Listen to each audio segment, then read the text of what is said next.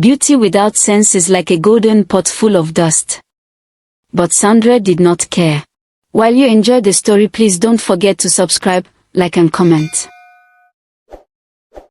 She walked like the world belonged to her, until life decided to humble her. Sandra Adeyemi, 18 years old, tall, dark-skinned with long African hair that flowed like a river, was the only child of the wealthy Adeyemi family. Her father owned companies. Her mother had shops all over the city. Money was never a problem in their home. But common sense. That one skipped Sandra. She looked beautiful, dressed beautifully, spoke beautifully. But her brain? Not so beautiful. In the servants' quarters lived Mama Cynthia, the family maid. She was humble, hardworking, and loyal. Her daughter Cynthia, also 18, lived with her. Cynthia was a quiet beauty, soft brown skin, neat braids, bright eyes, slim figure, always smelling of shea butter. She was brilliant, respectful, organized, and calm like early morning water. Everyone liked Cynthia. Everyone, except Sandra. When Cynthia smiled, Sandra felt insulted. When Cynthia got praised, Sandra felt attacked. When Cynthia simply existed, Sandra got angry. Sandra saw Cynthia as a threat, even though Cynthia never did anything wrong. One evening, Sandra's parents called a family meeting. Mrs. Adeyemi smiled warmly. "We have decided to sponsor Cynthia in the same school as Sandra. Mama Cynthia has served us faithfully for many years. It is time we help her family too." Sandra almost fainted. "Send who to where?" "A maid's daughter in my school. In Gleason International College." "My school."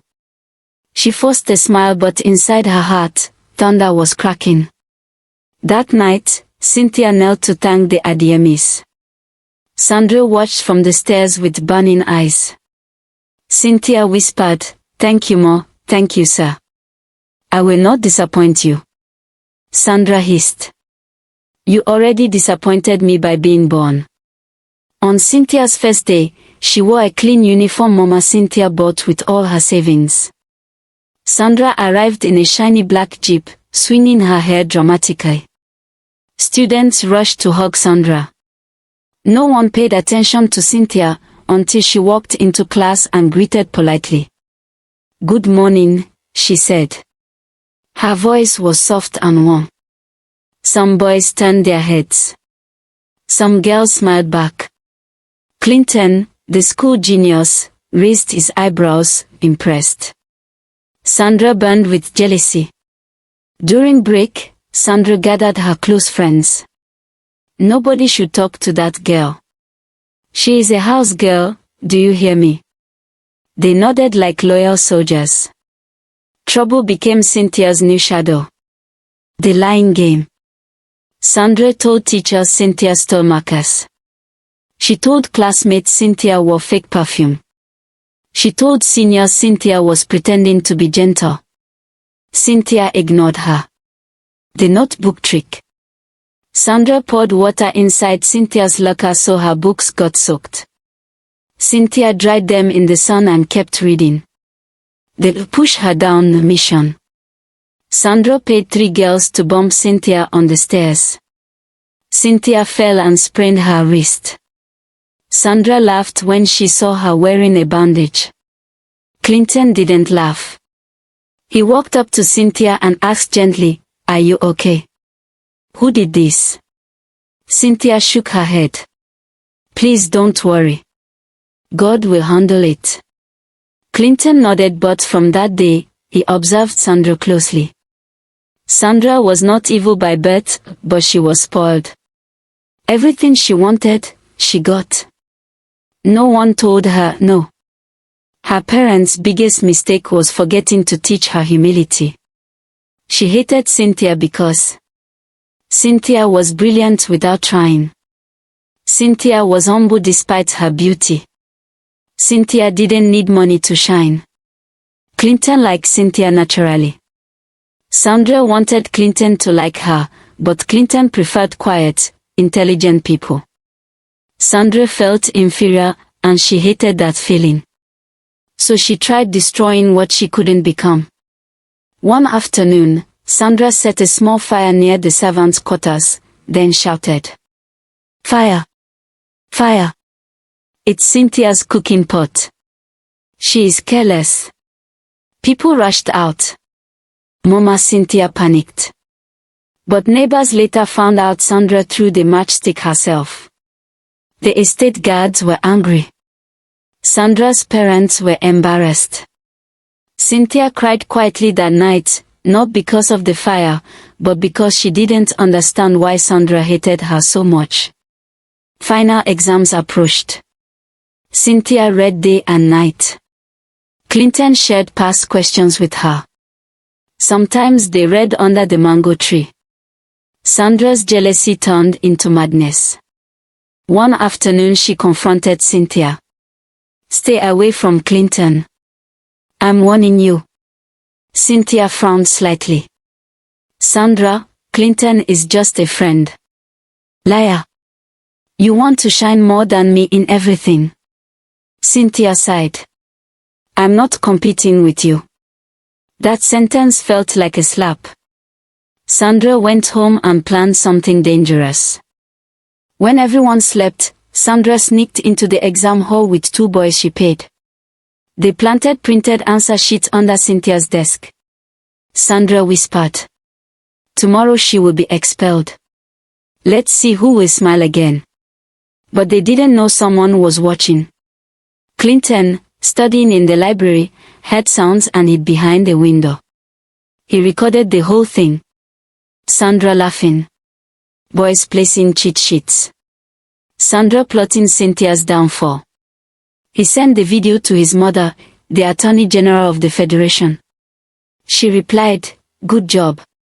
Justice will be served." During the exam, the principal entered the hall. He ordered teachers to search Cynthia's desk. They found the fake cheat sheets. Students gasped. Sandra smiled proudly. Cynthia froze, her heart pounding. "Sir, I don't know anything about this," she whispered. But before the principal could say anything, Clinton stepped forward. "Sir, please watch this video." They connected a projector. As Sandra's evil plan played on the screen, shock filled the room. Some students covered their mouths. Teachers shook their heads. Cynthia burst into silent tears. Sandra stood up. "It's not me. It was edited." Clinton stepped closer. "My mother already forwarded it to the authorities. This is a serious crime." Sandra's face drained of color. Her friends abandoned her. Just as she attempted to run out of the hall, 2 police officers walked in. "Sandra Adeyemi, you are under arrest for conspiracy, intimidation, and examination malpractice." Sandra screamed. "Daddy! Mommy!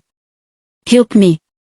Her parents arrived, embarrassed, confused, disappointed. The whole school watched the once proud Sandra being handcuffed. Cynthia looked away. Her heart wasn't happy, it was heavy. Sandra stayed 2 weeks in a juvenile correction center awaiting hearing. The place was harsh. No makeup. No luxury food. No designer clothes. No soft bed. No servants. She washed plates.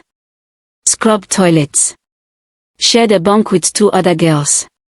She cried every night. For the first time, she understood how privilege had blinded her.